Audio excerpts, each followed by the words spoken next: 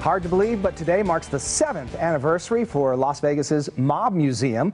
Joining us with more on the history of the museum launch date, Jeff Schumacher, Mob Museum Senior Director of Content. This is great to have you here today, and I was just telling you, I had not put two and two together.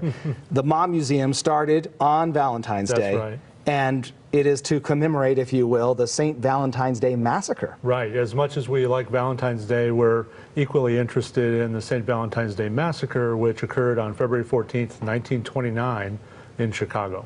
Tell us a little bit about why that took place. First of all, 7 people killed? 7 people killed. Right. They were lined up against a brick wall, and they were executed. It was obviously a horrible crime that occurred because of rivalry between 2 bootlegging gangs. Yeah, so Al Capone's Al gang Capone was yeah. on the south side of Chicago, and George Bugs Moran was on the north side, and they weren't getting along, and Capone decided That's putting it mildly, yeah.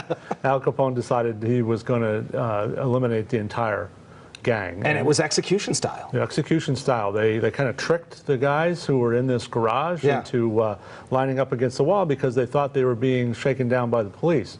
A couple of the perpetrators had police uniforms on, and they thought, oh, routine police shakedown. Instead, these guys pulled out Tommy guns and started firing. And you have some artifacts, if you will, from that day. We do. One of the great things we have at the Mob Museum is we have the wall, the bricks from the wall where the massacre occurred. They tore down this building in 1967, and when they did, this enterprising man named George Patey, he grabbed all the bricks and he numbered them and he lettered them so we could put them back together in the same order. Oh, wow. So we've done that at the Mob Museum. Now we don't have every single brick on display. We have a few of them that we can take out and show people, and this is one of them. So this is D7.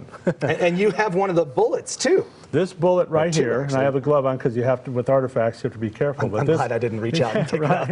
That bullet, it's a kind of gory thing, but this was removed from one of the bodies of one of the victims.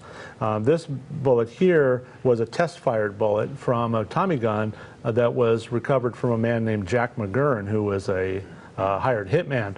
He did not commit the massacre. We know that because the bullet didn't match the guns that were used in the massacre. Okay, so kind of a ballistics lesson there. Yeah, right. and this is all stuff, the kind of stuff you can see at the Mob Museum. You have deals for locals, right? Absolutely, it's free today. So today, because of our anniversary every year, it's our 7th anniversary. It's free for locals today, and it's buy one get one free for non-locals. So that happens until 9 o'clock tonight. Perfect. Well, happy 7th anniversary. Yes, right? 7th. Mob Museum. Jeff Schumacher, thanks so much for being here. Thank you very much.